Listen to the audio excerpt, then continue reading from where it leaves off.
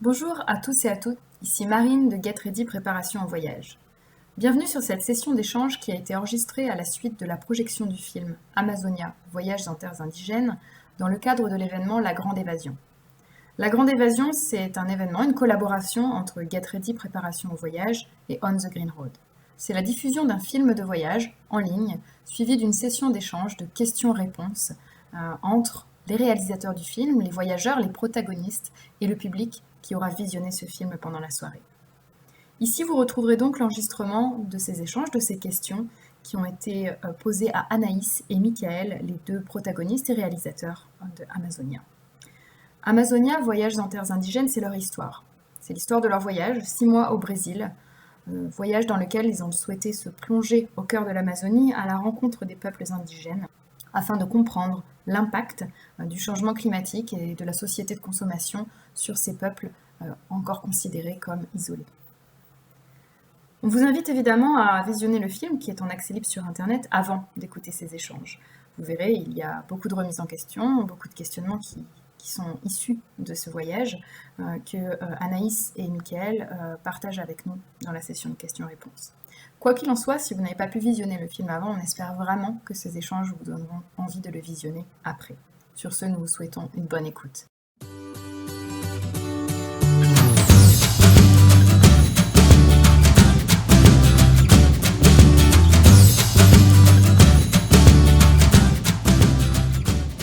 J'ai une petite remarque, franchement super le film. Merci. J'ai adoré et j'avais surtout des questions techniques pour commencer. J'ai vu que tu filmais surtout avec des GoPro. Est-ce que tu as juste pris une GoPro? Il y avait des plans aériens. Est-ce que tu avais aussi d'autres caméras sur toi, un drone? Ouais, c'est une bonne question. Alors, en fait, en partant, donc on avait deux réflexes entrée de gamme et une GoPro entrée de gamme aussi. Donc c'était il y a 7 ans, donc ça date. C'était une GoPro Silver, tu vois. Et on n'avait pas de drone. En vérité, on n'avait pas beaucoup de budget, donc on avait un peu les moyens du bord. Il y a beaucoup d'images de ce film qui ne sont pas de moi, qui sont des images d'archives que j'ai glanées par-ci par-là. Donc en l'occurrence, si c'est des vues aériennes, elles ne sont pas de moi. Voilà. Et voilà. Après, au niveau des GoPro, ça se voit beaucoup quand c'est. Enfin, il y a des plans comme moi je vois maintenant, je me dis mon Dieu, on a presque le mal de mer. Il y a eu un gros travail en fait, plus fait pour le son, le mixage son, où il y a eu un ami qui a passé un peu de temps à essayer de donner une atmosphère un peu plus sonore qui te permet d'oublier un peu le côté visuel qui parfois peut être un peu chaotique. Ça répond à ta question, du coup, Mathis, c'est tout bon? Super, comme quoi avec on m'entend toujours? Ouais, Ouais. c'est tout Ah, bon. nickel, ok, très bien. Comme quoi avec un petit budget et de simples GoPro ou réflexes petit budget, on arrive à faire Ah mais carrément. des Mais bons. j'avais envie de te dire, même nous on avait des réflexes, donc tu vois, ils coûtaient, c'était quoi que j'avais? Moins de 1000 euros, les deux réflexes, moins de 1000 euros chaque réflexe. La GoPro c'était 400 balles.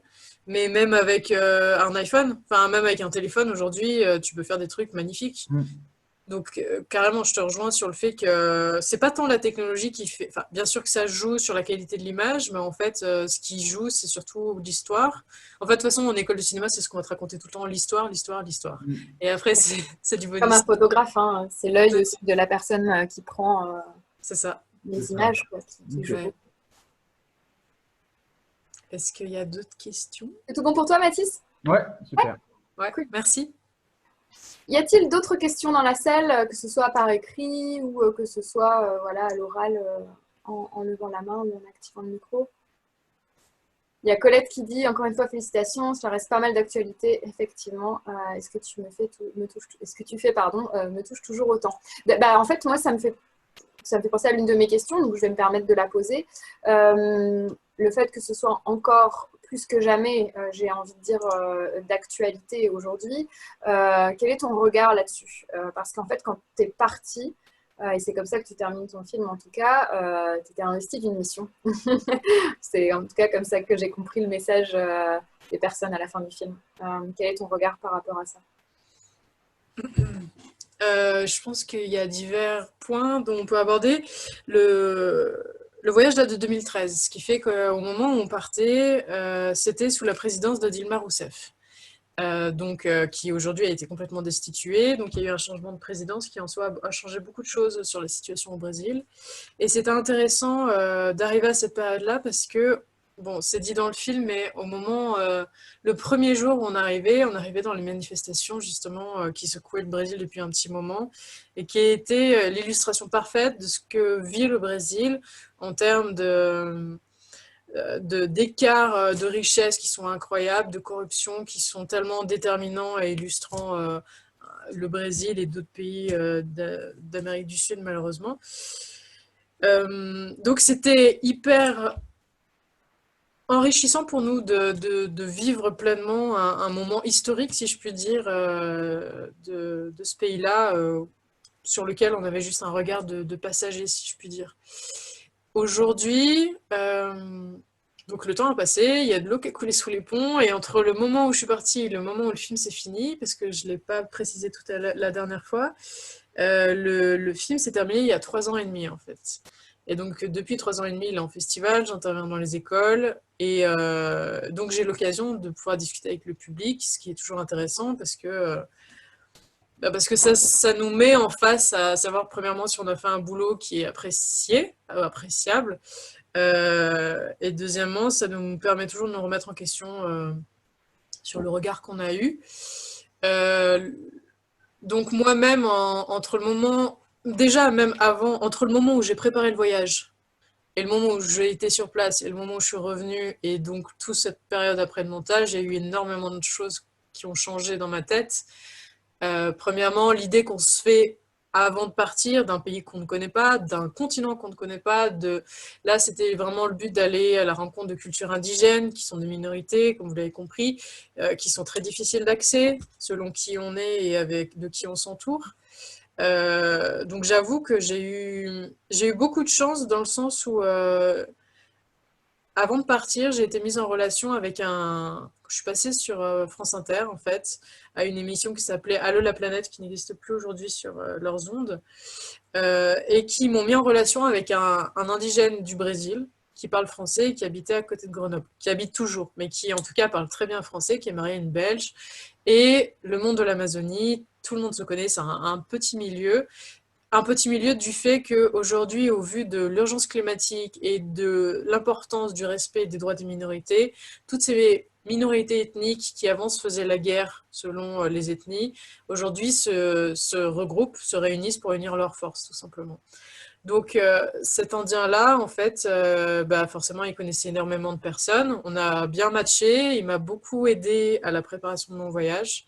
Et même pendant, ça a été un peu un soutien moral parce que pendant 6 mois, c'était très compliqué de poursuivre un peu le cap, de se dire le but vraiment ultime, c'est d'aller à la rencontre de peuples indigènes, de vivre dans une communauté, euh, et de se dire, de s'avouer aussi, moi mon but c'est de rapporter un film. Enfin, c'était vraiment le but de base, et un film c'est visuel. Donc c'est des images qu'on veut aussi. Et de me dire, est-ce que j'accepterais que une communauté vive de façon très similaire à ce que je vois dans une ville type société occidentale. Ils sont pas moins indiens pour autant. Et pour autant, moi, en tant qu'occidental, qui, malgré ce que j'ai bien envie de dire, fantasme sur ces peuples premiers autant que beaucoup de gens en Occident, c'est le genre d'image que j'ai envie de ramener de maisons traditionnelles en paille et pas de maisons en tôle. Voilà, par exemple. Ouais. Bref, donc cette personne m'a beaucoup aidée, et au retour aussi, il y a eu un long cheminement sur comment amener la pensée, de quelle façon je vais m'exprimer également. Et puis, bien sûr, il y a eu beaucoup de choses qui ont changé au vu des événements sur ces dernières années. Par exemple, la question la plus fréquente que j'ai souvent, c'est bon, le barrage, il en est où? C'est ça. Voilà. T'as dit, il y a de l'eau qui a coulé sous les ponts. Il y a peut-être de l'eau qui a coulé sous les barrages aussi. Exactement, c'est ça. Donc, en fait, il y a. Je ne saurais plus dire du coup, parce qu'à chaque fois que je me dis, mon Dieu, ça fait 7 ans que je suis partie, je prends une claque. Mais en tout cas, bien après quand Dilma était encore au pouvoir, donc avant qu'elle soit destituée, elle avait justement inauguré une grosse partie du barrage. Donc en fait, aujourd'hui, c'est quasiment terminé. Et le problème, c'est que, comme on le sait, comme c'est dit par le scientifique américain avec sa grosse moustache, il dit de toute façon, si ça passe, c'est la porte ouverte aux autres projets qui sont plus petits, mais qui pour autant sont tout aussi dévastateurs. Et aujourd'hui, avec Bolsonaro, le nouveau président, malheureusement, c'est encore plus compliqué. Plus compliqué, premièrement, parce que c'est quelqu'un qui est clairement ouvertement homophobe, sexiste, qui est clairement pour l'élite au pouvoir. Depuis qu'il est au pouvoir, il passe sans arrêt des mesures juridiques justement pour assouplir les droits à la terre indigène, justement pour que les grandes exploitations fermières puissent avoir accès plus facilement à ces territoires qui sont protégés.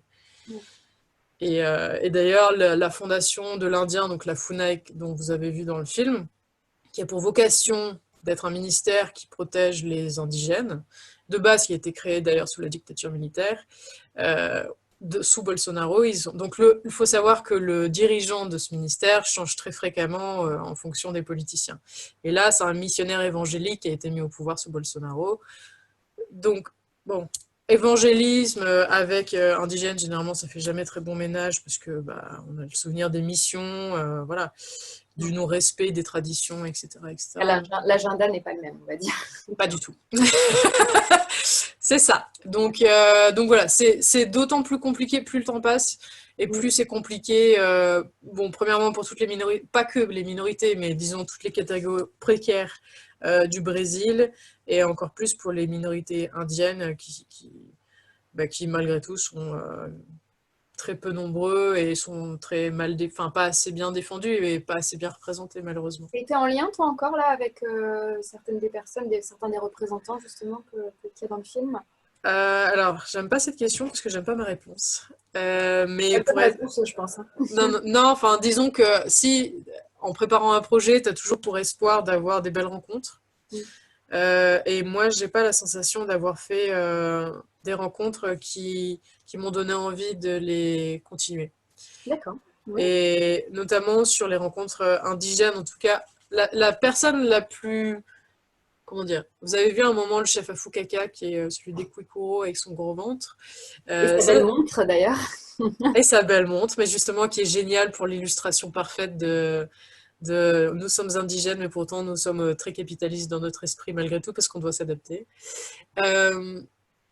Lui, c'était vraiment une très belle personne, dans le sens où j'avais la sensation, en arrivant dans ce village, que les personnes âgées, et lui, je le considère comme une personne âgée dans le sens mature et qui a déjà vu bien des choses et bien des présidents, sont conscientes, premièrement, de l'urgence climatique et deuxièmement, du besoin qu'ils ont à se faire entendre par d'autres médias que les médias brésiliens. Donc notre arrivée était quand même bien accueillie dans le sens où eux, ils ont cette conscience-là, alors que les jeunes, les gens de mon âge et plus jeunes, ont plus un autre aspect qui en soi est tout à fait légitime aussi, qui est ils ont un autre regard sur la société occidentale brésilienne.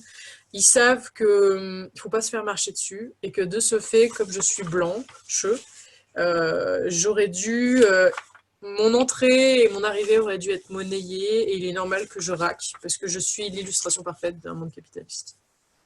Et du coup, ce qui m'embête, pour répondre à ta question, c'est ne pas avoir su ou pu ou avoir eu le temps d'enlever cette image très pécuniaire qui me collait la peau parce qu'on est resté seulement 2 semaines dans ce village-là. Et qu'en 2 semaines, forcément, malgré ta bonne volonté, malgré ta sincérité, malgré peut-être ta naïveté aussi, tu peux pas tisser des liens qui font tomber en fait les stéréotypes.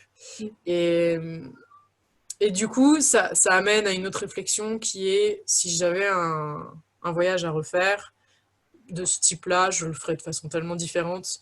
Et ce serait effectivement de me dire, si je vais à la rencontre d'une communauté qui est indigène ou qui a en tout cas un contact particulier avec la majorité du pays, je passerai par d'autres intermédiaires, je passerai par des associations. C'est pas faute qu'on n'ait pas voulu, c'est juste qu'on n'a pas eu le temps, on n'a pas trouvé les bons contacts, ça s'est pas fait au bon moment. Je passerai par un anthropologue parce que finalement, je me suis rendu compte aussi que premièrement, en étant femme, porteuse du projet, même si mon mec est avec moi, c'est moi la porteuse du projet, et que je suis le 3e sexe. Je suis pas une femme, mais je suis pas un homme. Et en même temps, donc ça veut dire que j'ai pas les mêmes droits, j'ai pas, et ce qui fait qu'on crée sans le vouloir et sans le savoir des situations qui sont mal interprétées et qui sont pas les bienvenues. Donc c'est aussi compliqué quand on n'a pas les codes en fait de la culture, de s'adapter et de faire passer un bon message à ce niveau-là. En fait, tu viens rapporter un message que toi, tu arrives potentiellement à traduire dans ta culture à toi, mais le message que tu envoies à ce moment-là, en étant là-bas, n'est pas forcément, va pas forcément dans le sens que tu voudrais que tu l'associes, quoi.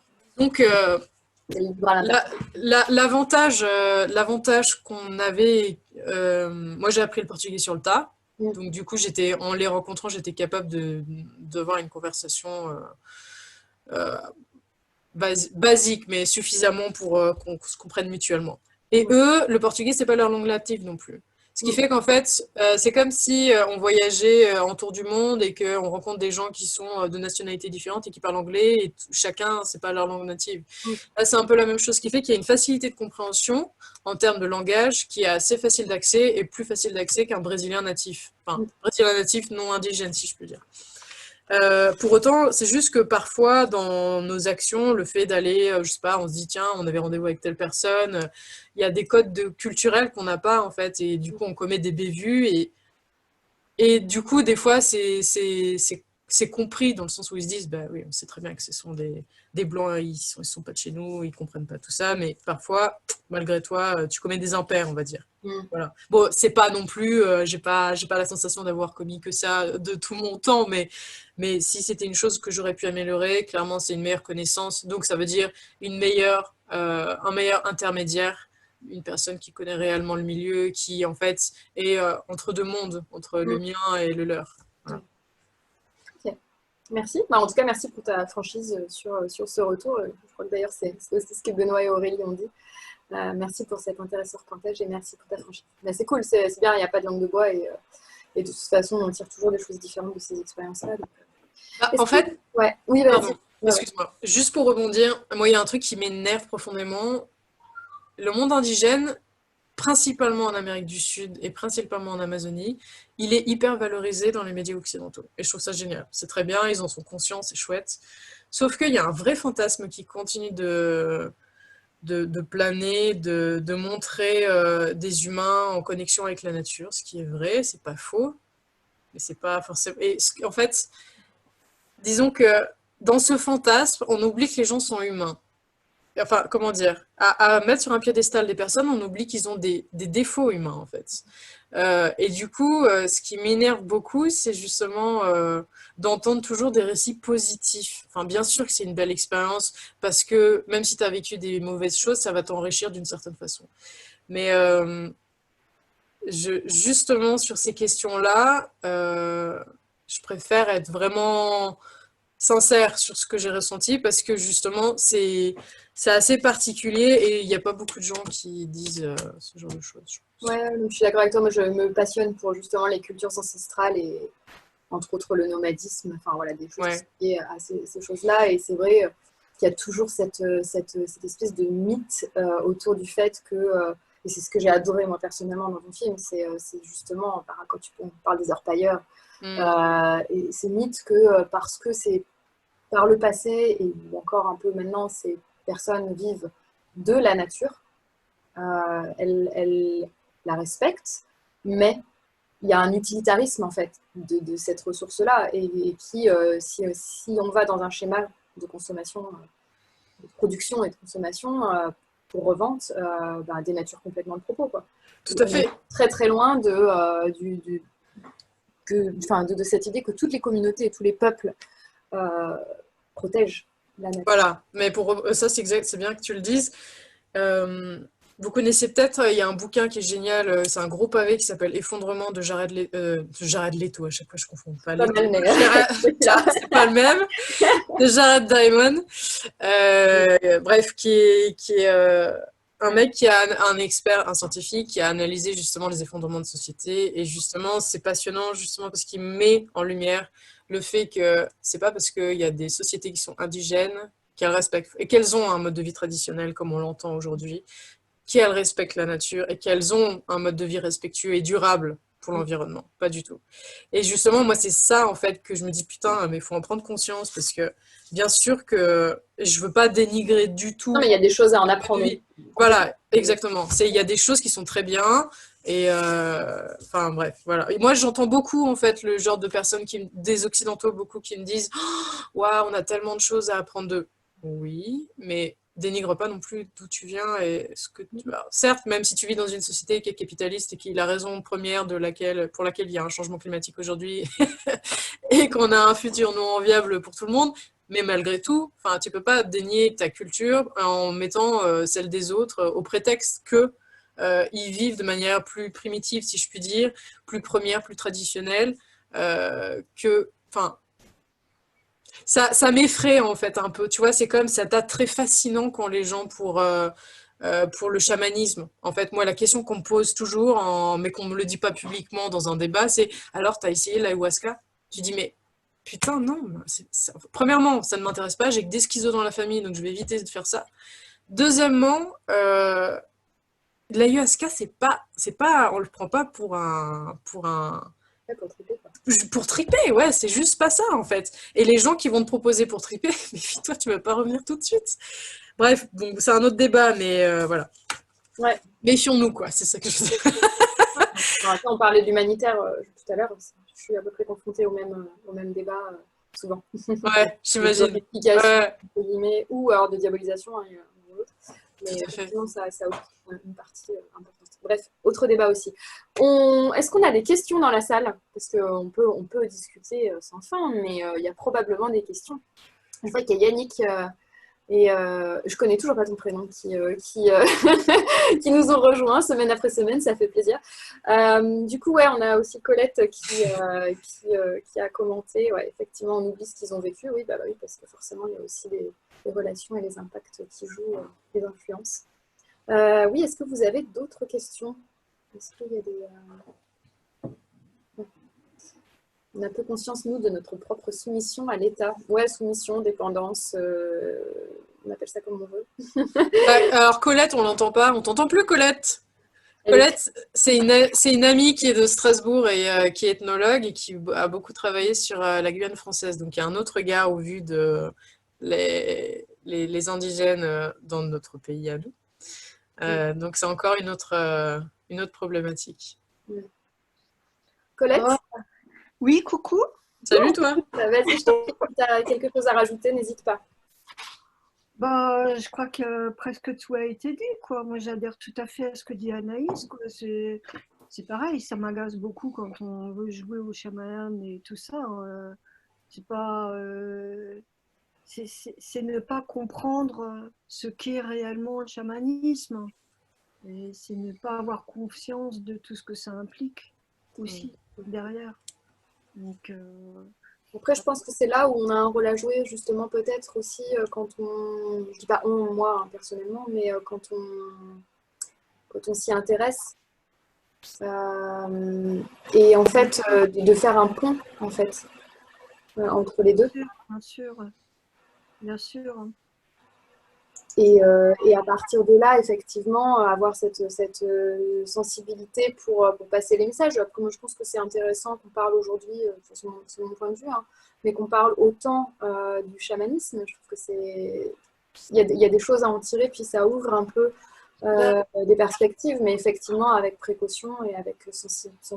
Ouais, attention à l'expression, il y a des choses à en tirer, parce que c'est exactement ce que les gens se disent. Utilitariste, ouais, je vois ce que tu veux dire. C'est ce côté, je prends. Ouais, utilitariste. Et ce que j'apprécie justement dans le travail d'Anaïs, c'est que elle a vraiment vu pas mal d'aspects de la question. Et c'est vrai qu'on est très nombriliste en général. Moi, j'ai juste une anecdote par rapport à ça que j'ai vécu moi, au niveau humanitaire qui m'a beaucoup questionnée. En fait, je discutais avec je sais pas un ami, mais une très bonne connaissance syrienne. Et c'était au début du conflit en fait en Syrie. Et moi, je lui disais que ça me rendait dingue parce qu'au début en France, on n'en parlait pas du tout. Et sa réponse qui a été intéressante, elle a dit, mais tu sais, moi, s'il se passe un truc en France, ici, on n'en a rien à faire, donc on n'attend pas de vous que vous ayez quelque chose à faire de ce qui se passe en Syrie. Et ça m'a un peu remis les idées en place. Donc, effectivement, on a tendance souvent à centrer les choses par rapport à soi, en fait. Mais c'est intéressant ce que tu dis aussi, parce que finalement, on se rend compte que si on parle de médias de manière générale, il y a des zones du monde qu'on va plus valoriser dans l'accès à la connaissance, si je puis dire, le rapport de ce qui se passe dans le monde, simplement parce que tu te rends compte qu'il y a soit une religion qui nous lie, soit un vieux colonialisme. Oui, des intérêts. Exactement. Et Ah, enfin, c'est intéressant aussi de se dire, mais pourquoi cette région du monde, on n'en parle jamais, alors que finalement, en soi, enfin, géographiquement, elle n'est pas si loin, et pour autant, je ne sais pas ce qui s'y passe, alors qu'en Australie, enfin, tu vois, ça peut se Vraiment. passer. Carrément. On a une question que je vais relayer de Stéphane qui demande quelle est la place de la femme dans cette tribu indigène. Alors, Colette, tu auras peut-être des choses à rajouter. Moi, j'adore cette question et je suis ravie que tu la poses. Elle se marre. En tant que nana, j'avoue que j'aurais espéré, de par mon voyage, je me dis, ouais, c'est un voyage qui va changer ma vie. Premièrement, parce qu'il va me faire changer de métier. Deuxièmement, parce que je suis une meuf et que j'aimerais vivre, en tout cas voir une société qui est un peu plus matriarcale. J'ose espérer qu'en tout cas dans les sociétés plus traditionnelles, ce genre de choses existent. J'avoue que j'ai pas axé ma recherche, en tout cas de communauté, sur cette envie-là, parce que c'était pas le sujet principal. Mais en tout cas, c'était une vraie question par rapport aux rencontres que j'ai faites. En l'occurrence, je me suis bien rendu compte que la majorité des sociétés brésiliennes indigènes sont quand même des sociétés complètement patriarcales. Et en fait, de par le monde, tu te rends compte que les sociétés traditionnelles ont un fonctionnement assez similaire, qui est en l'occurrence une fonction de village qui est en mode circulaire. Tout le village et toutes les maisons sont côte à côte en forme de cercle. Au milieu, il y a quoi? Il y a la maison des hommes. Et la maison des hommes, c'est le prise de pouvoir décisionnel pris que par les hommes, où les femmes n'ont bien sûr pas le droit de rentrer.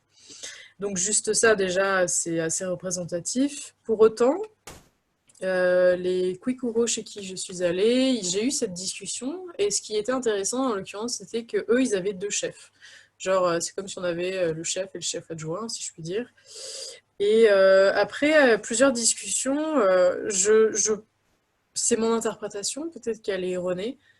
J'ai le sentiment qu'il y a beaucoup de choses au vu des missionnaires, après l'arrivée des missionnaires, qui bien sûr a changé leur aspect de mode traditionnel. Ce qui fait que notre envie civilisatrice et éducatrice pour ces peuples-là, qui était clairement conservatrice et clairement sexiste, n'a pas du tout aidé à une émancipation de la femme. Voilà.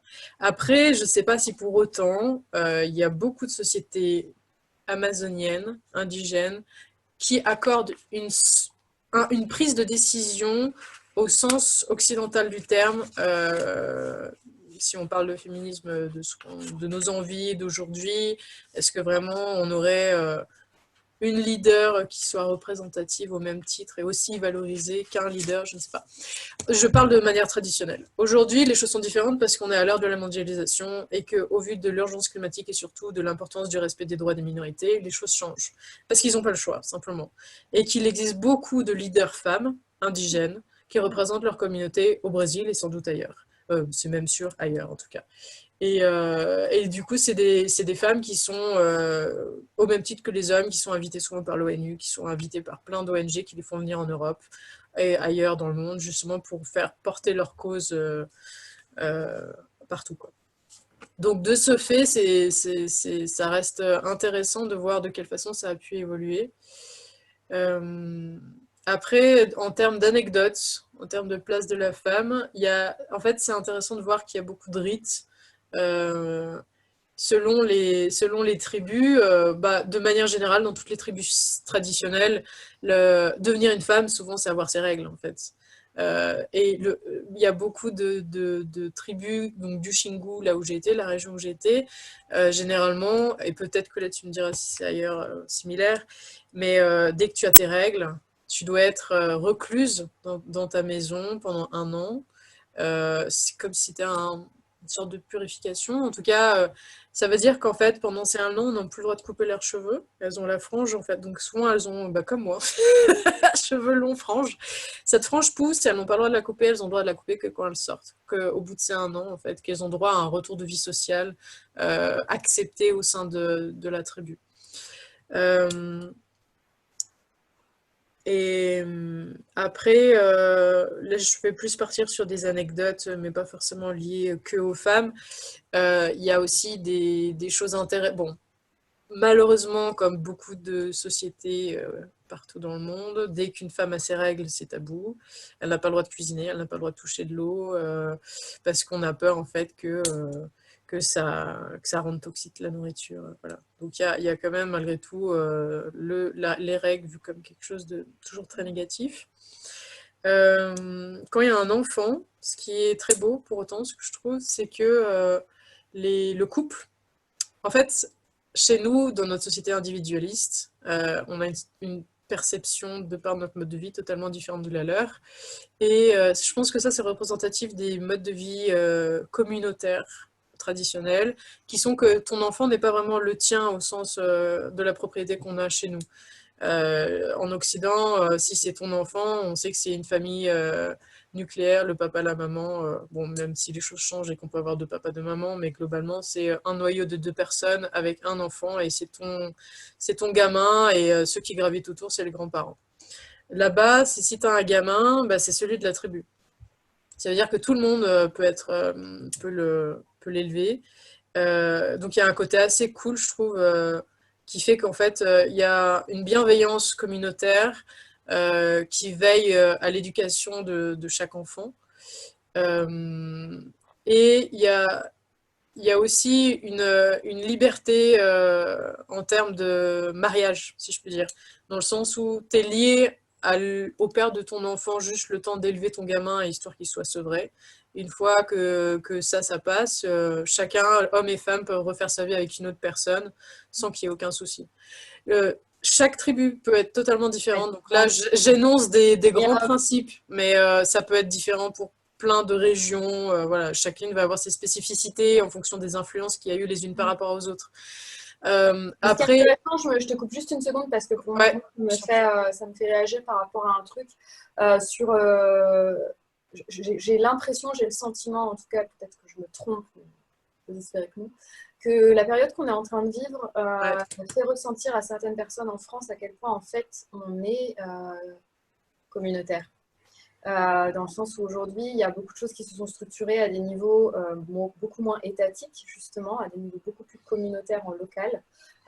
Et c'est tout bon, mais la question des enfants en fait partie, avec la prise en charge des enfants de certaines personnes par d'autres, les personnes, par exemple, personnels soignants, etc. Mais il y a eu des structurations. Enfin, voilà, c'est juste, je me demande s'il n'y a pas... on n'est peut-être pas si loin, en fait, finalement, de ces modèles-là. J'extrapole, hein, mais je ne suis pas spécialiste sur ce plan-là, mais je pense que ça peut faire des liens quand même. Ouais, c'est sûr. Juste je suis en train de penser, je vous disais, le passage de la femme à l'âge adulte, bah, souvent, donc, c'est les règles. Pour les hommes, c'est souvent très cruel, en fait. Il y a des fourmis qui changent de nom selon les régions, mais qui... Les bullet ants ou les fire... je sais pas, mais en tout cas, c'est des fourmis qui, quand elles vous piquent, vous pouvez faire un choc anaphylactique. Et du coup, il y a pas mal de passages à l'âge adulte pour les garçons qui sont justement de mettre plein de ces fourmis sur leur corps, et il faut qu'ils résistent, il ne faut pas qu'ils perdent connaissance. Ou alors, c'est souvent des choses liées très violentes en fait, qui doivent valoriser une forme de courage. Ouais, exactement. Mais voilà. Il le pratique encore. Oui, mais en Tunisie, en Guyane française, ils le pratiquent encore. Donc, c'est étonnant que ça se pratique en France, quoi qu'on le. Bon, ils le font des espèces de bandeaux comme ça, avec des feuilles de palmier tressées, puis on met les fourmis, puis elles mordent. Mais l'acide formique, c'est pas mauvais, hein, c'est bon contre l'arthrose et tout, quoi. Bon, après, les rituels. Ouais, Mais oui, mais oui. ouais, complètement. Relativiser un peu les choses, quoi. Exactement. Les rituels des filles, c'est pas cool non plus. Hein. Ouais, effectivement, comme tu disais, elle est C'est le deuxième partenaire. Il y a Mickaël qui nous a rejoint. Franchement, la petite voix qui traduit ce que c'est, enfin, quand vous arrivez dans le village et la petite voix, c'était, je sais pas si c'était lui, mais Oui, si, c'est lui, ouais. Ouais. ça m'a fait un truc pour le coup. Je m'y attendais pas. de voir qu'il est toujours là. Il est toujours là. J'ai vu tout à l'heure, Yannick, tu avais activé ton micro. Est-ce que vous vouliez dire quelque chose, poser une question? On t'écoute. Femme. Oui, j'avais une Pour dire question. que- Ouais, on t'écoute. Pardon, Colette. Du coup, Yannick, est-ce que tu... Ouais, vas-y, on t'écoute. Déjà, je voulais dire bravo parce que le film est très beau. Merci. C'est un très beau montage, les inserts, tout est soigné, c'est très agréable. Mhm. Il y a une question que je me posais, enfin, qu'on se posait, c'est il n'y a pas beaucoup de scènes finalement intimes des populations que vous avez filmées. Est-ce que vous avez, à l'époque, en 2013, vous n'êtes pas senti de filmer tout ou est-ce que comment ça se fait que finalement c'est des paroles assez officielles, un cadre, on voit quelqu'un à qui on donne la parole, mais il n'y a pas beaucoup d'images volées. Je peux répondre Ouais, vas-y. On a eu peur en fait, Attends, tu parles des Indiens ou tu parles de manière générale? de manière générale, je pense. Ouais, plutôt des Indiens, mais Ok. après, Ouais, je de pensais manière les générale, Indiens. c'est à vous de le dire, parce qu'alors on l'aurait peut-être pas perçu. En fait, on voulait pas vraiment filmer des scènes intimes parce que on était invités et on se sentait vraiment pas de filmer. Enfin, on a gardé ça aussi un peu pour nous, pour je sais pas comment dire, Ouais, mais il y mais avait un climat effectivement qui nous invitait pas forcément à se permettre ça. en plus de Ça ça, te paraissait intrusif, en fait. Ouais, ouais, carrément. on Carrément. s'est dit voilà, il y a des trucs qu'on peut filmer, d'autres trucs on va regarder, on va voir et puis on va les vivre simplement. Ouais. Et profiter aussi des petits moments super cool qui sont peut-être pas dans le film, mais qui sont dans notre tête, quoi. Mais quand tu Enfin, parles de moments intimes, est-ce que tu as des exemples en tête juste pour voir ce que toi tu t'imagines? ça a bugué. Je- Mais en fait, c'est intéressant parce que se pose la question justement on ne parle pas forcément d'images, parce que je suis tout à fait d'accord avec Colette qui dans le chat dit qu'effectivement c'est éthique de ne pas voler des images. Absolument. Par contre, c'est plutôt la question de où se situe l'accord en fait. Ouais. Et on n'a pas du tout la même notion des choses, on n'a pas la même notion de... Alors, on ne va peut-être pas leur faire signer un papier de droit à l'image. Enfin, je comprends ces problématiques-là aussi dans mon secteur. Et justement, où ça s'arrête et où ça commence l'intimité, en fait. C'est aussi ça la question. Mais c'est intéressant ce que tu dis. Tu parlais de droit à l'image. Bah justement, chez les Indiens, il est extrêmement important en fait. Nous, on n'a pas fait signer de papier officiel, mais cette notion de droit à l'image, en fait, elle est problématique dans le sens où c'est des populations. Ça y est, tu t'en vas? Ok. C'est des populations qui, de base, encore aujourd'hui, ont une méfiance par rapport aux hommes blancs qui est justifiée, et ce qui se passe aujourd'hui nous le montre amplement. Ce qui fait que, malgré ta bonne volonté, malgré ta sincérité à dire écoutez les gars, je suis française, vous voyez bien que je suis étrangère, mon but, j'ai pas de thunes, enfin, je peux pas vous payer 10 000 boules pour arriver dans votre communauté. Donc mon but, enfin, ce que je vous raconte, c'est authentique. J'ai envie de faire un film pour que les gens en France et ailleurs puissent le voir et comprennent vos problèmes à vous. Sauf que les gens en ont tellement souffert. Et même, pour donner un exemple, nous, par exemple, on est resté 2 semaines. Au bout de la première semaine, donc nous, on est arrivé, on les a contactés par Facebook. On a contacté un gars qui était cinéaste. Parce que du coup, comme vous l'avez vu dans le film, il y a une asso qui filme au cadrage et montage vidéo. Donc un gars qui est aujourd'hui cinéaste, c'est son métier, il vit à Rio, il fait vraiment des films de fiction, donc vachement plus élaborés que les miens. Et du coup, donc c'est un peu grâce enfin, on est rentré en contact avec lui, qui lui a demandé au chef, etc. On a eu notre permission, on est venu, etc. Et d'ailleurs, tout le protocole, je crois que c'est expliqué dans le film, faut se présenter devant le village, t'expliques ton projet, machin. Mais, tout ça pour dire quoi? Que malgré tout, les gens sont hyper méfiants, et c'est normal. Donc, au bout d'une semaine où on était là, nous, on n'a rien payé. Et en fait, je parle d'argent parce qu'en fait, c'est un facteur qui rentre en compte. On a été accueillis, on se dit, OK, les chefs ont dit, votre projet, on y adhère, on en a besoin, donc OK, vous faites ce que vous voulez. Sauf que tu vas pas filmer, c'est pas parce que tu as cette autorisation verbale de dire c'est bon, tu as le droit, que tout de suite tu vas être sur ta caméra. Moi, je me sens hyper mal à l'aise de le faire, je trouve ça intrusif. Et effectivement, je trouve pas ça éthique non plus. Donc, il y a un besoin d'adaptation, que les gens déjà te connaissent, te visualisent, et potentiellement, tu sors ta caméra au fur et à mesure. Une semaine après notre arrivée, il y a eu une équipe de télé coréenne qui est venue. Ils sont venus, ils sont atterris en avion. Alors donc, c'est pas très loin hein, en soi de la ville la plus proche. Nous, c'est 7 heures de 4x4, c'est pas très loin au vu des distances en Amazonie. Eux, ils sont venus, nous on est venus en 4x4, eux ils sont venus en avion. Donc juste déjà ça montre, salut, j'ai du fric. Et ça coûte une fortune. Enfin, nous on s'est dit, ouais, ce serait merveilleux d'arriver en avion, on aurait des images aériennes qui nous appartiennent. Sauf que ça coûte 300 boules de faire une heure d'avion de la ville à leur village à eux, tu vois. Donc déjà, c'est un budget. Et eux, ils sont arrivés, ils étaient 3-4, je sais plus. Donc tous coréens, dont un gars qui était spécialisé apparemment dans les documentaires indigènes, machin. Et ils ont payé 7 000 € pour avoir le droit de vivre le tour qu'il fallait, une semaine ou deux, je sais plus. Et ils ont dormi en tente. Et nous, on a dormi dans la maison du chef, du frère du chef.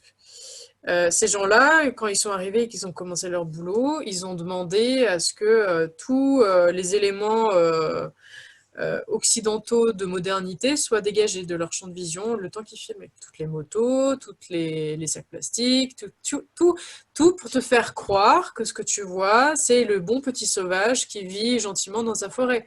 Sauf que les gens qui sont dans leur canapé et qui n'ont pas la chance ou l'opportunité d'aller se rendre sur place pour savoir si ça correspond à la réalité, bah, comment ils peuvent mettre en doute un média aussi important que la télé? Ben, c'est ça qui est problématique. Et du coup, ça m'a posé vachement de questions. Et je me suis dit, mais moi, c'est pas du tout ça que je veux montrer. Premièrement, parce que je me sentirais absolument pas légitime de leur dire, les gars, vous êtes gentils, dégagez-moi la moto. Deuxièmement, parce que c'était pas le sujet. Mais du coup, ça pose question. Et je me suis dit, ah, j'ai peut-être regardé d'un autre œil aussi les reportages qui existent en France. De quelle façon ils montrent cette réalité. Et alors, je vais vous partager, je vais essayer de le retrouver. Il y a un extrait YouTube qui était passé sur TF1. Moi, je vais juste... Siméon est là. Ouais.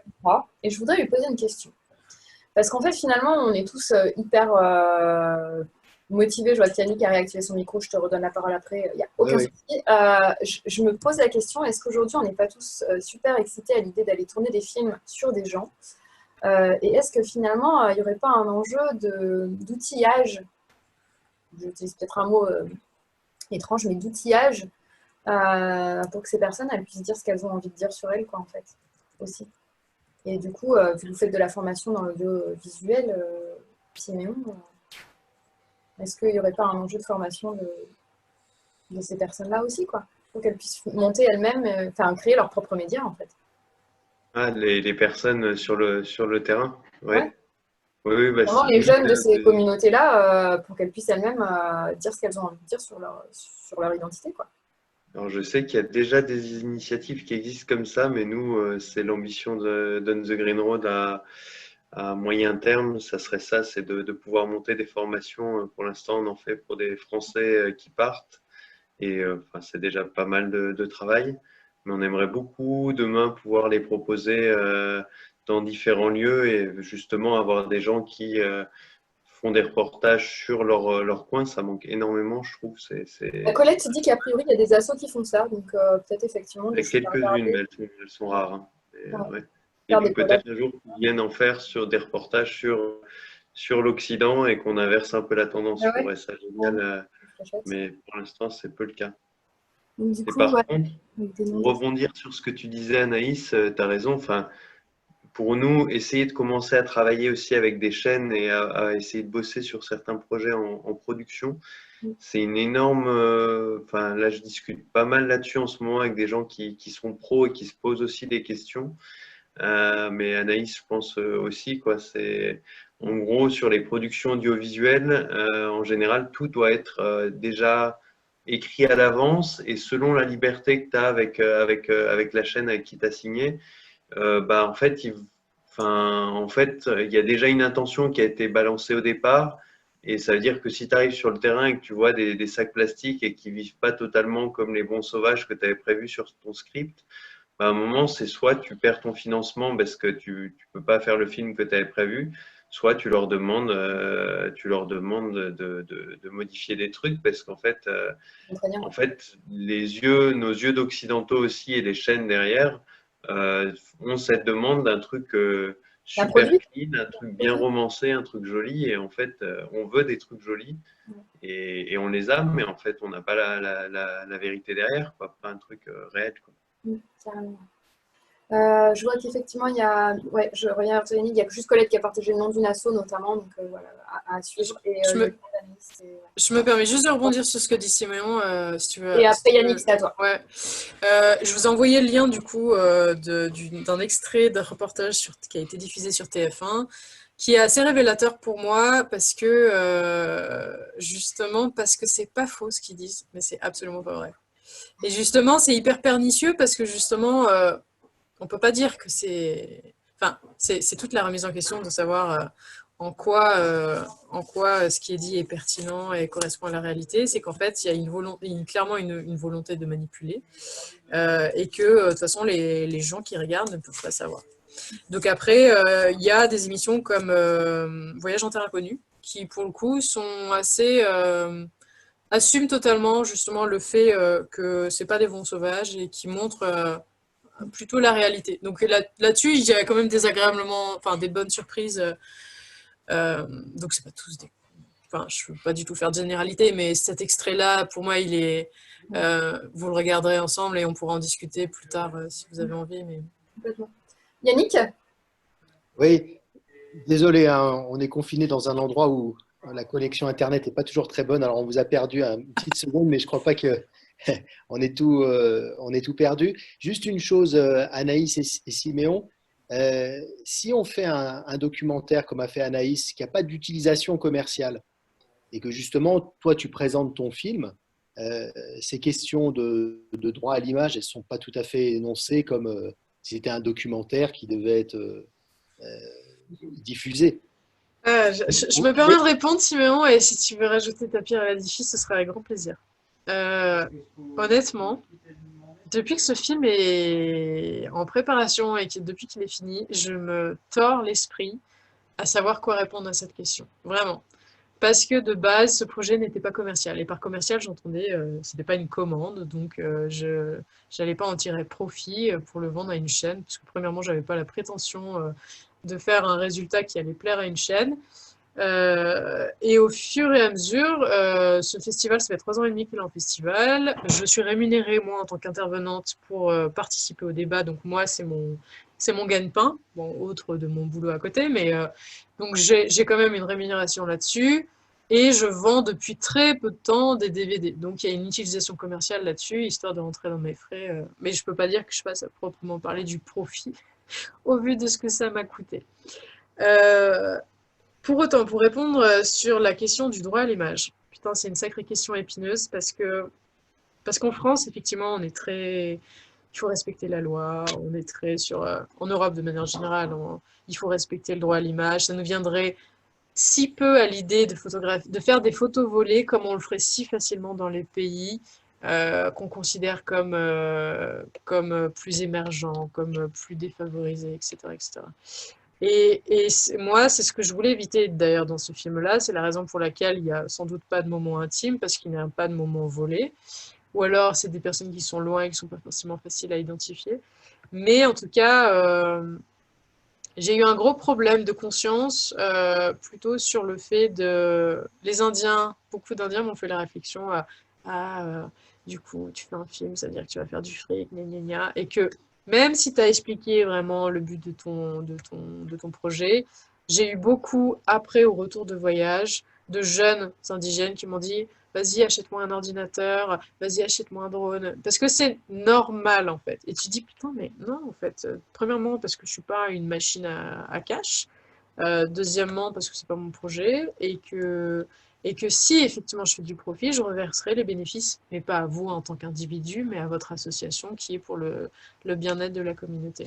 Mais ça pose une réelle question qui est de quelle façon s'assurer que tu restes éthique et que tu restes transparent avec toi-même entre ce que tu veux vraiment faire sur place, ce que tu fais vraiment après, et est-ce que tu ne trahis pas d'une certaine façon le discours, parce que tu ne sais pas en fait de quelle façon ton projet il va évoluer, et tu vois, même au niveau des images, des plans d'illustration qui sont pas de moi, donc je les ai prises sur YouTube en contactant les gens, souvent parce qu'elles sont sous licence et que tu peux les réexploiter derrière, mais je me dis, je suis sûre que je suis pas tout à fait dans les clous non plus, en vérité. Je suis pas hyper blanc comme neige, quoi. Et ça me pose, c'est un problème de conscience, Et tu pour vois. répondre aussi à Yannick là-dessus, au-delà du problème, enfin, il y a le Ouais. problème de conscience. Aujourd'hui, en France, nous, on a, enfin, pas aujourd'hui, mais en France, on est obligé de caler des lois sur des choses qui sont peut-être plutôt des principes moraux et éthiques à la Oui, base. C'est ouais, ouais, là, encore une fois, carrément. de non-autonomisation, on va dire, des gens. Mais au-delà de ça, et Simeon peut-être pourra affirmer et confirmer ça, même si ton projet n'a pas de vocation d'utilisation commerciale et de profit, il y a quand même des règles qui s'appliquent par rapport au droit à l'image, aux prises de vue que tu peux faire. Une personne peut quand même se retourner contre toi, même, je veux dire, si tu vas à l'extrême, Alors, s'il n'y a pas d'utilisation purement commerciale. je suis d'accord avec toi, mais pour rebondir là-dessus, en tout cas, quoi qu'il en soit, dans le droit français, et ça s'applique en France, une personne ne peut pas se retourner contre toi si on voit, par exemple, une interview. Elle peut se retourner contre toi si elle sent que effectivement ce qu'elle a dit a été détourné de ce qu'on lui a annoncé. Genre en fait, c'est un scientifique qui dit le barrage c'est naze et que tu vas lui faire dire le contraire de ce qu'il t'énonce. Ouais. Là, clairement, bien sûr, c'est une manipulation de montage qui dénature son propos, carrément. Pour autant, quoi qu'il en soit, si le film correspond à ce que tu avais énoncé, mais que la personne n'est pas contente du résultat du travail du montage, mais qui pour autant reste dans son sens de son message initial et qu'elle se retourne contre toi, bah, elle n'y peut rien en fait. On peut, au vu, même si elle n'a pas signé de papier, au vu du fait qu'on voit clairement qu'elle est assise devant une caméra, elle est pleinement consciente qu'elle est filmée et que du coup elle a accepté des conditions qui sont je suis filmée, donc je sais quel va être le processus après. Et là-dessus, tu peux rien en fait. Et la différence entre le droit français et le droit après internationaux, notamment aux États-Unis, c'est que pour un documentaire, en France, les intervenants ne sont jamais rémunérés. Tu ne payes pas un comédien qui va faire une prestation. Tu payes un expert que tu appelles pour tel ou tel sujet et il donne de son temps. Ou éventuellement, tu peux donner une gratification qui lui dit à cause de moi, tu as perdu une demi-journée de boulot, on te file un montant si tu veux. Mais ce n'est pas une rémunération en termes voilà, c'est pas un salaire en fait. A contrario, aux États-Unis, par exemple, c'est tu payes réellement comme si c'était un comédien, même pour un documentaire. Donc après, c'est toujours compliqué de savoir aussi parce que forcément, chaque pays a ses règles. D'autres pays n'ont pas vraiment de règles et ils s'en branlent, ou en tout cas, ils s'y intéressent que quand ça les arrange. Mais voilà. Timéon, tu peux rajouter un truc? Sur le côté commercial et non commercial, j'avoue que je me suis aussi beaucoup posé la question. Et en fait, j'ai l'impression que je me suis posé la question, mais pas pour grand-chose finalement, parce que les bénéfices qu'on peut faire sur nos films sont vraiment minimes. En fait, quand on parle de production en général, c'est des budgets énormes, c'est 300 à 400 000 euros, plusieurs millions. Enfin voilà, et nous, en fait, on est en train de se débattre à 10-15 000 euros Et encore. de budget total. Et en fait, les bénéfices qu'on fera, c'est minuscule aussi. Donc en fait, ça n'a rien à voir. Mais par contre, je vois assez bien, vu ce que tu racontes, les super productions qui ont dû arriver en avion et refiler après des sous dans les communautés et de manière super malsaine parce que ça habitue à donner des bribes d'une super production. Enfin, c'est vraiment foireux comme système. Et après, vraiment sur le côté droit audiovisuel, bah, tu as bien résumé, je trouve, les questions là-dessus. Après, il y a le droit, je trouve, et puis après, il y a l'éthique sur le terrain. Et moi, je trouve que ça prime largement. Enfin, la plupart du temps, c'est un accord tacite entre nous et les gens. Et moi, typiquement, je me suis posé la question au retour. Nous, quand on revenait pour notre tour du monde, on nous a proposé d'acheter les images et que ce soit quelqu'un d'autre qui réalise le documentaire. Et on a tout de suite dit non, parce qu'en fait, on n'était pas. Enfin, moi, je me considérais pas comme propriétaire des images, quoi. C'était un contrat moral entre moi et les gens pour faire un documentaire, mais je pouvais pas vendre les images. Mais je pense qu'il y a beaucoup de ça et que souvent avec le droit on se protège, mais je trouve pas ça forcément juste, quoi. Il y a vraiment un contrat moral entre l'intervieweur et l'interviewé. Mais bon, là je suis un peu bisounours en disant ça. Enfin, moi ça me paraît évident. T'as raison, en tout cas si tout le monde pouvait penser comme ça simplifierait quand même pas mal la donne. Mais Yannick? Ouais. Moi, je crois qu'il faut que tu te décomplexes complètement. Enfin, moi, je parle de mon point de vue. Moi, je suis acteur de télévision, de cinéma. Les enjeux commerciaux, c'est énorme. Ah bah Ce oui. que tu fais quand tu gagnes 3 francs 6 sous en essayant de rentabiliser tes frais. Par contre, ce que tu fais, et qui est vraiment remarquable, c'est que tu fais un film politique.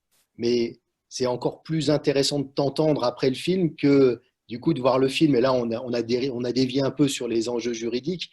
Et donc, alors, puisque tu n'as pas pu les filmer, est-ce que tu peux nous dire ce que tu as vu et qui est dans cette contradiction quand tu dis, bon, bah, les vieux, ils veulent qu'on les voit, mais ils sont aussi plein de contradictions par rapport au capitalisme. Alors, qu'est-ce que tu as vu et que tu n'as pas pu montrer?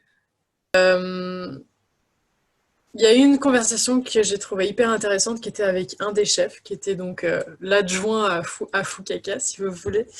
Et c'était un mec qui était génial parce que on avait une des personnes, je pense, avec qui on a plus pu avoir un échange réellement intéressant et profond pour mieux connaître chacun notre culture respective. Et justement, à un moment, il me disait oui, mais vous, de toute façon, les Français, enfin, pas forcément les Français, vous les Blancs, donc déjà c'est très généraliste. Vous les Blancs, vous avez forcément plus d'argent que nous, gna gna gna gna gna. Et du coup, c'est toujours très chiant parce que honnêtement, sur 6 mois de voyage, on te fait toujours. Enfin, tu vois, c'est pas des vacances qu'on a fait. C'était vraiment un but précis d'aller à la rencontre de scientifiques, d'associations, machin chose. De toute façon, tu sais pertinemment qu'en voyageant, tu seras toujours un étranger et que même si tu habites dans ce pays, tu resteras toujours un étranger toute ta vie, même si tu t'adaptes, même si tu parles la langue, etc. Mais là, tu vois, c'est le genre de question qui, au bout d'un moment, tu te dis putain, mais t'es obligé d'entrer dans un débat qui va prendre des plombes, quoi. Et je me suis dit, il y a un truc que je trouve extraordinaire chez eux, c'est qu'il y avait un moment. Imagine les grandes huttes que tu voyais, qui sont magnifiques, qui correspondent au fantasme que tu te fais de la civilisation qui n'a pas changé, qui est respectueuse de l'environnement, machin. Dedans, il y a un écran plasma. Et du coup, tout le monde dort. Donc, tu vois, tu dis l'électricité d'où elle vient, elle est sur générateur. Donc, dès qu'il fait nuit, ça c'est extraordinaire à vivre. Franchement, dès qu'il fait nuit, genre tu vois plus personne dans le village, ils sont tous dans leur hamac parce qu'il n'y a pas de lit, tout le monde est en hamac dans la maison, devant le grand écran, et nous on regardait Ghostbusters avec Nicolas Cage. Mais non, mais c'est trop bien! Et tu dis, ok, je m'attendais absolument pas à ça! Et tu dis, ok, génial. Enfin, dans un sens, c'est extraordinaire au sens premier du terme, tu vois. Et du coup, je me suis dit, ils ont la télé, c'est une chance. Enfin, toutes les communautés indigènes sont vraiment différentes. Là, la région dans laquelle on est, c'est une des régions les plus touchées, si je puis dire, par le contact de l'homme blanc. Donc, ils ont une connaissance du monde extérieur, si je puis dire, qui est très grande. Et du coup, ils sont riches matériellement, beaucoup plus que certaines régions beaucoup plus isolées qui sont... Cadeau des Coréens, Yannick a dit. T'as dit quoi? Yannick a dit un cadeau des Coréens. Notamment. Mais oui, mais carrément, c'est clair. Mais bref, et donc du coup, je me suis dit, pour revenir à cette conversation avec le chef qui disait, oui, mais vous êtes riche, machin et tout, je dis, mais attends, regarde.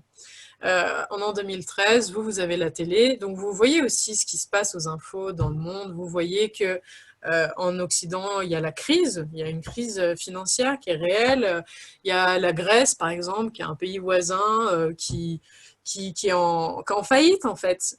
Et du coup, je lui explique par A plus B que l'idée qui se fait du monde occidental en Europe, elle est pas aussi facile et pas aussi épinale que ce qu'il veut bien penser, en fait.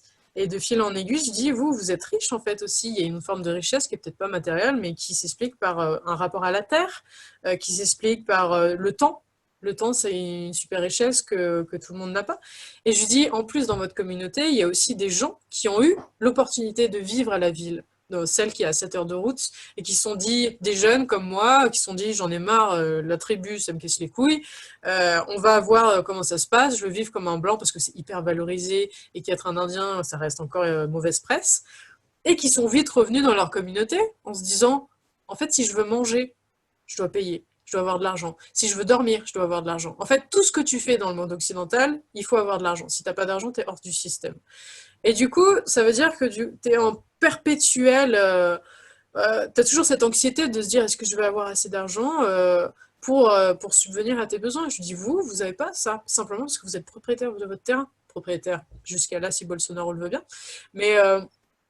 Mais ça, c'est une force, c'est une vraie force. Donc, c'était hyper intéressant. Et c'est chouette aussi, parce que du coup, l'interview que vous avez vue avec Afukaka, et c'était très drôle, parce que ça faisait des jours et des jours. Je lui dis, bon, quand est-ce que tu veux? Tu me dis quand est-ce que tu es prêt, que tu veux faire l'interview. Et là, il me dit, bon, si tu veux, moi, j'ai un moment, on le fait et tout. Puis il me fait, attends, je vais chercher, genre, il va s'habiller. Et du coup...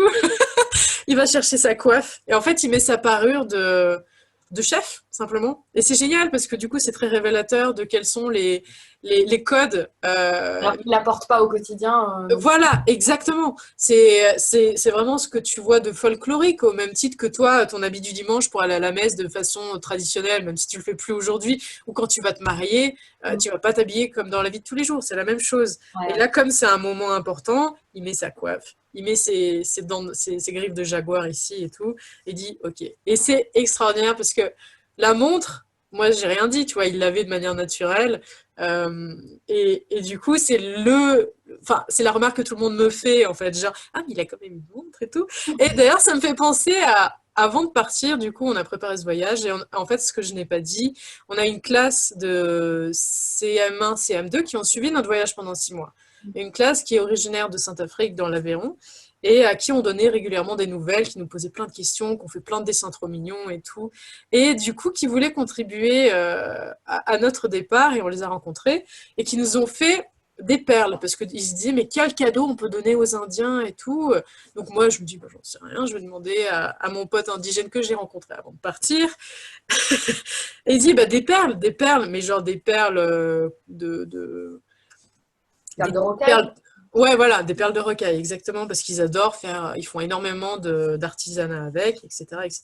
Donc, eux, tout mignons, ils ont un atelier avec une potière et ils font pendant toute une journée des petites perles en céramique, mais énormes. Et puis, bon, bah, c'est fait par des enfants, donc c'est pas non plus une création d'art, mais trop mignon, l'attention, elle est adorable, tu vois. Et moi, j'étais hyper touchée. Je me dis, on s'est quand même coltiné ces perles qui pesaient 1,5 kg dans un sac où on avait notre vie, où ça pesait 15 kilos. On se les est coltinés pendant 5 mois,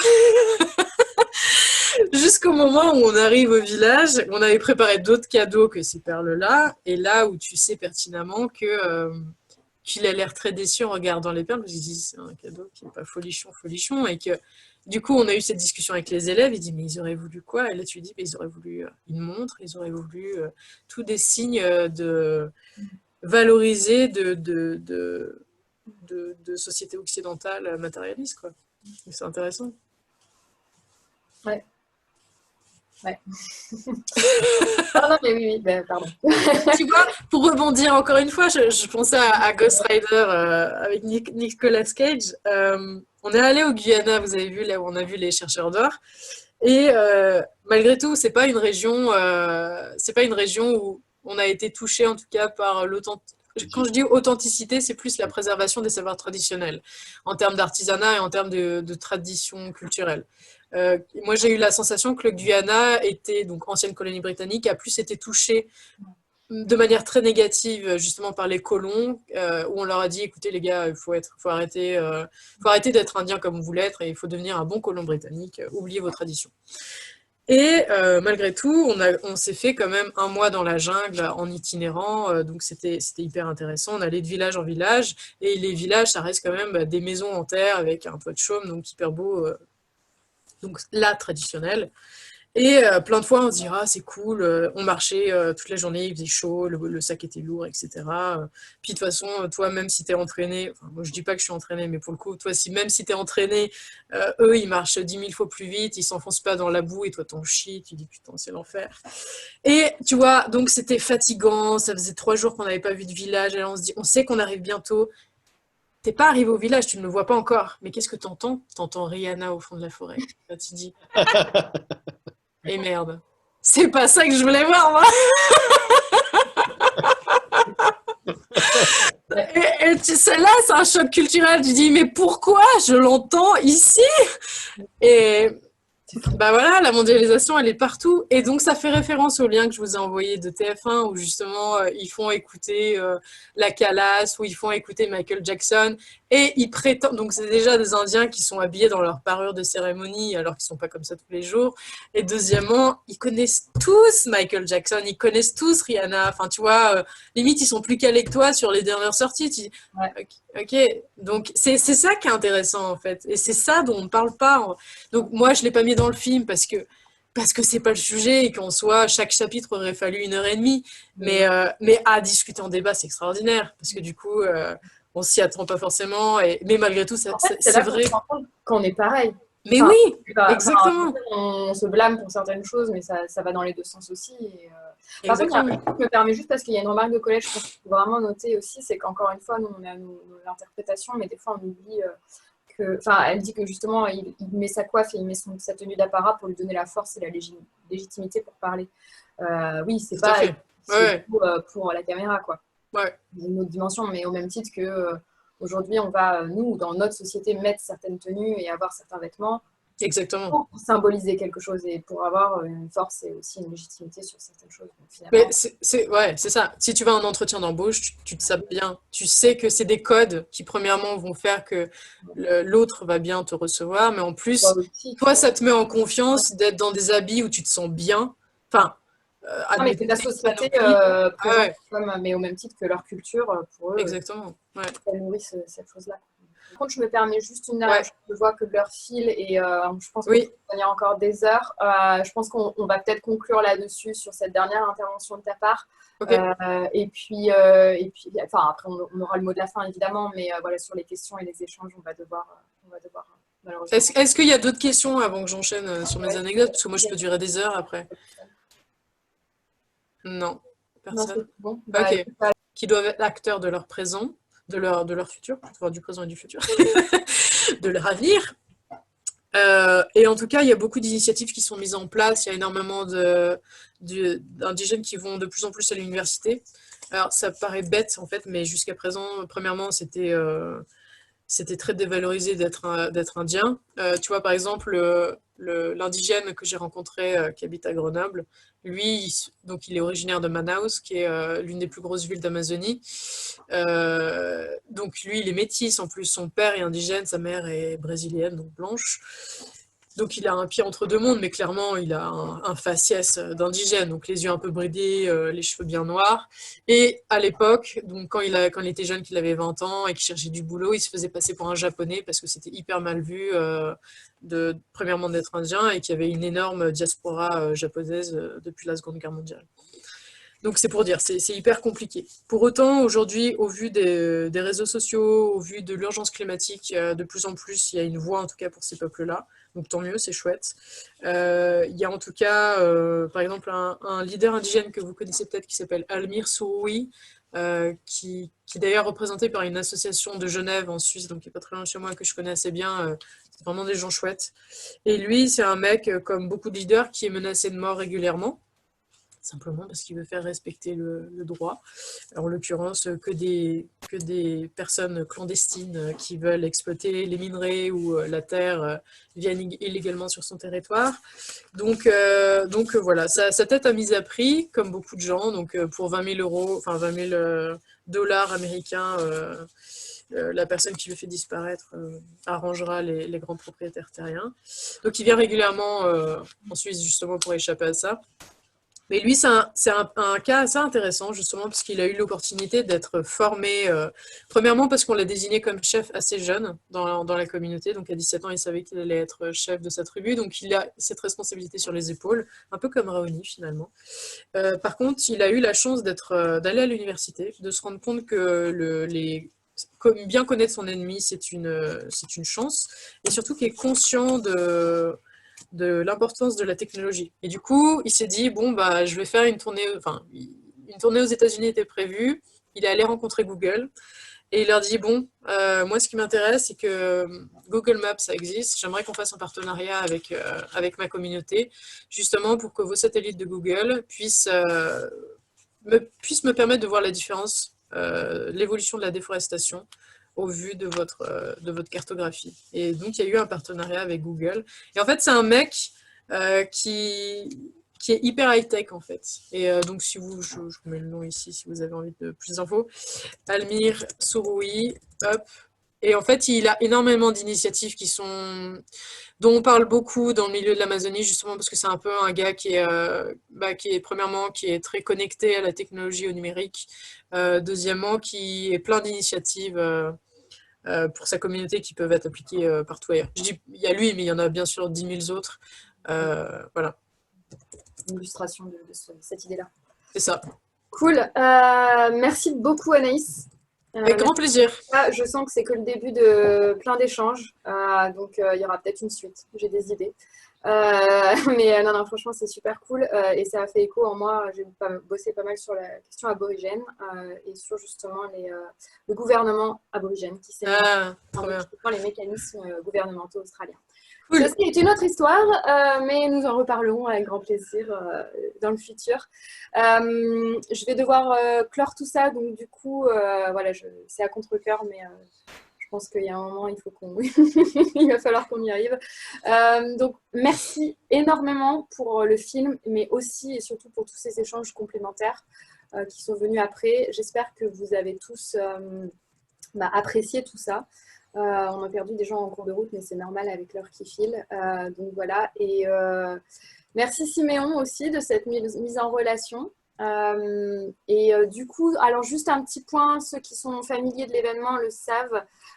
Et super, merci pour ton contact. Donc de toute façon, ces enregistrements, sauf la petite partie où j'ai mis pause, seront édités demain et mis en ligne sur YouTube. Donc si vous voulez réécouter les choses, il n'y a pas de souci. Et moi, j'intégrerai les liens. Du coup dans la barre de YouTube pour que vous puissiez retrouver tous ces liens. Et évidemment, je renverrai vers la tribu des sauvages, notamment, qui est la structure sous laquelle Anaïs agit notamment aujourd'hui. Enfin, terminologie vague, mais non, mais pas. Bref. Et du coup, pour conclure tout ça, ce que je vous propose de faire, c'est quand même de vous glisser le lien de la cagnotte, puisqu'on a décidé à chaque événement de mettre en place une cagnotte participative, participation libre, comme vous voulez, si vous souhaitez.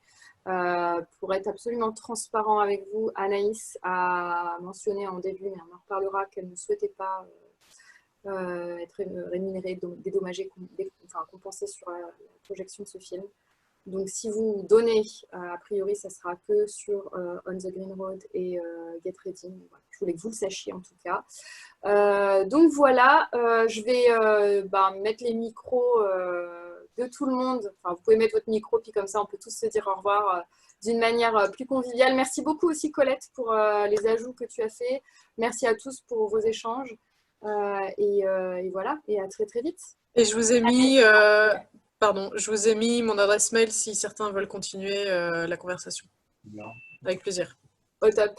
Super. Et écoutez, merci beaucoup à tous. Je vous souhaite une très très bonne soirée. Siméon, je ne sais pas si tu veux le merci. Merci beaucoup. Au revoir. Bonne soirée. Bravo Anaïs. Merci beaucoup. Ok, top. Merci beaucoup. Bonne soirée à tous. Au revoir. Merci Marine. Ciao. Nous espérons que vous avez apprécié cet enregistrement et évidemment, si vous avez la moindre question, n'hésitez pas à nous contacter. Nous avons glissé les adresses mail de Get Ready, On the Green Road et Anaïs dans la barre d'informations sur YouTube. On vous donne rendez-vous la semaine prochaine pour une nouvelle grande évasion.